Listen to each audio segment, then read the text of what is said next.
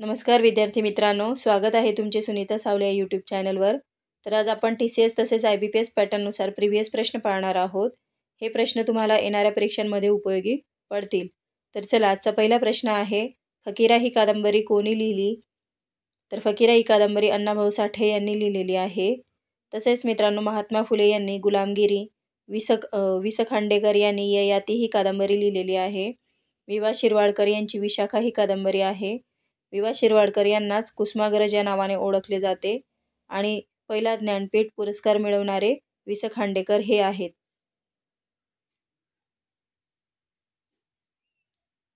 पुढील प्रश्न, भोजनभाऊ या सामासिक शब्दाचा विग्रह कोणता? तर भोजनापुरता भाऊ।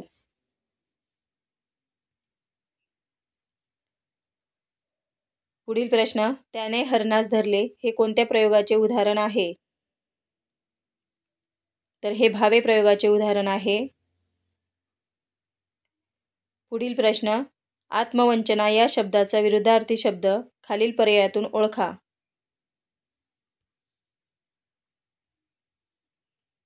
आत्मस्तुती।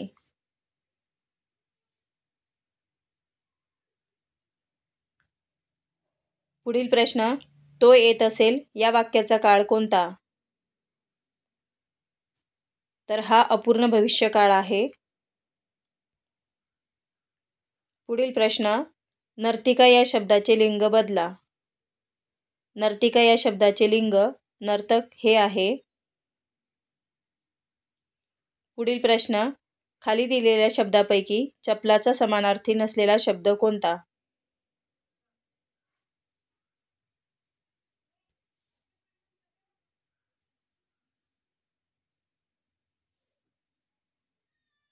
श्री।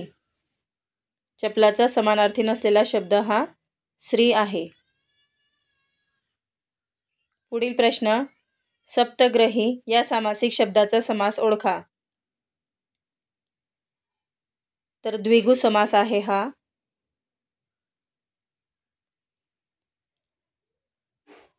पुढील प्रश्न, पुढारी या शब्दाचा विरुद्ध अर्थ असलेला शब्द वापरून बनविलेले अचूक वाक्य कोणते?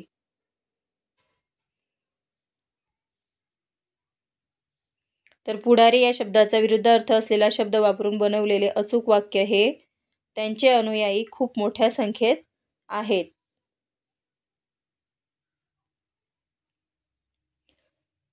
खारीक या शब्दाचे वचन बदला। खारीक या शब्दाचे वचन बदला आहे खारका। पुढील प्रश्न, दररोज, गावगाव, पदोपदी हे शब्द कोणत्या समास प्रकारातील आहेत?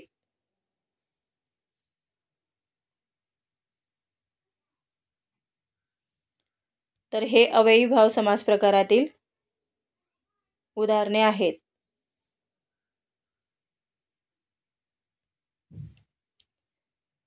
पुढील प्रश्न, सचिन क्रिकेट खेळत होता या वाक्यातील कर्ता कोणता शब्द आहे ते ओळखा। तर या वाक्यातील कर्ता हा सचिन आहे। पुढील प्रश्न, नेहमी मॅच खेळायला जाताना सुनीता खो घालते, अधोरेखित वाक्प्रचाराचा अर्थ सांगा।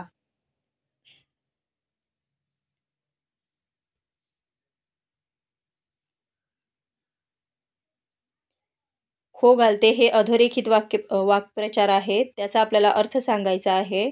त्याचा अर्थ आहे अडथळा आणणे।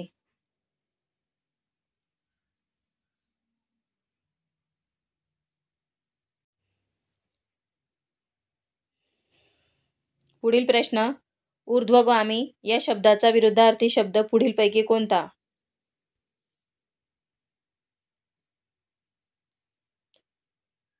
ऊर्ध्वगामी या शब्दाचा विरुद्धार्थी शब्द आहे फक्त ब, म्हणजेच अधोगामी।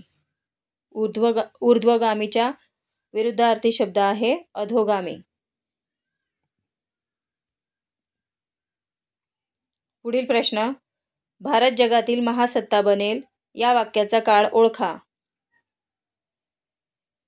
तर हा साधा भविष्यकाळ आहे।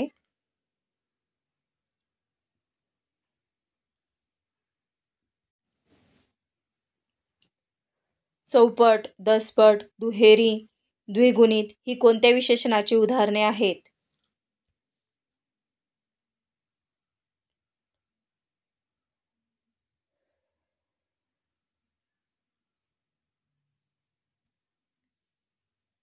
तर ही आवृत्तीवाचक संख्या विशेषणाची उदाहरणे आहेत.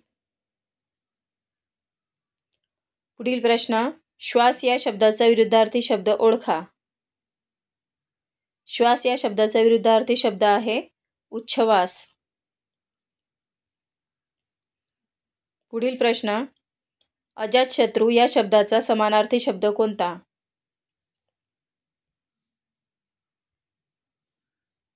अजातशत्रू या शब्दाचा समानार्थी शब्द आहे कोणाशीही शत्रुत्व नसलेला. पुढील प्रश्न, हिरवे हिरवेगार गालीचे या ओळीतील विशेषणाचा प्रकार कोणता?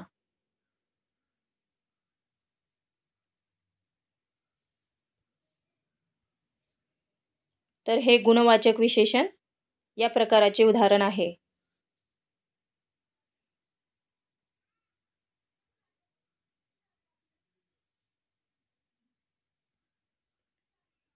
पुढील प्रश्न, सत्यासत्य या सामासिक शब्दाचा समास ओळखा.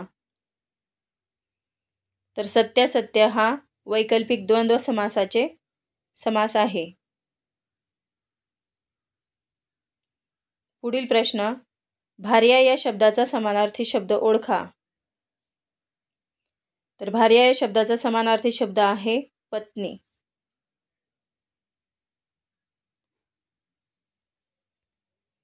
पुढील प्रश्न, अक्षयला 12 भाषा येतात या वाक्यातील अधोरेखित शब्दाची जात ओळखायची आपल्याला.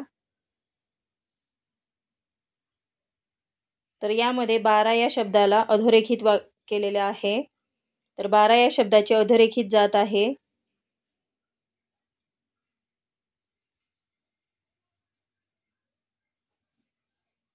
हे विशेषण आहे.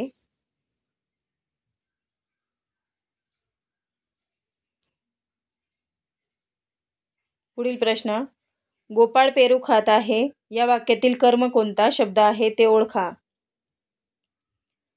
तर या वाक्यातील कर्म हे पेरू हे आहे. पुढील प्रश्न, अंबर या शब्दासाठी समानार्थी शब्द ओळखा. अंबर या शब्दाचे समानार्थी शब्द आहे आकाश.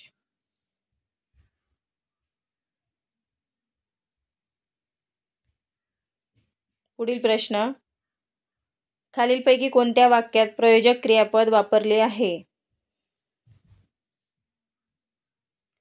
धोंडूने अंगणातील झाड पाडले या वाक्यामध्ये प्रयोजक क्रियापद हे वापरलेले आहे.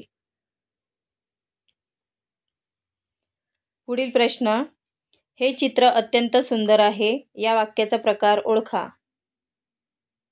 तर मित्रांनो, हे विधानार्थी वाक्य आहे. पुढील प्रश्न, पुढीलपैकी कोणत्या वाक्यातील क्रियापद सकर्मक आहे?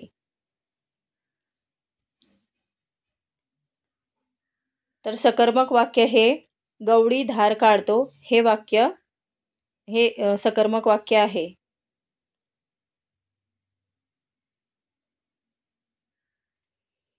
वीज या शब्दाला समानार्थी शब्द निवडा.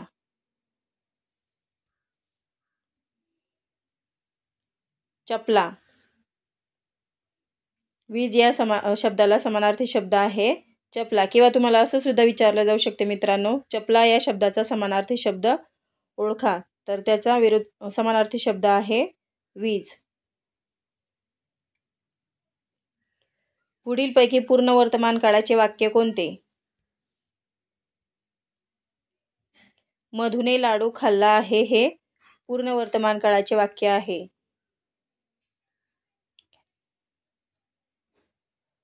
पुढील प्रश्न, मधुकरचा समानार्थी शब्द कोणता?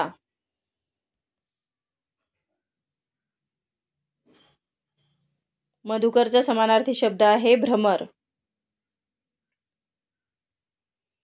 पुढील प्रश्न, पण, परंतु, परी हे कोणत्या प्रकारची उभयन्वयी अव्यय आहेत? तर हे न्यूनत्वबोधक उभयान्वयी अव्यय आहेत. पुढील प्रश्न, येणार असेल तर येईल बापडा या वाक्यातील केवल प्रयोगी अव्यय ओळखा. तर या वाक्यातील केवल प्रयोगी अव्यय आहे बापडा.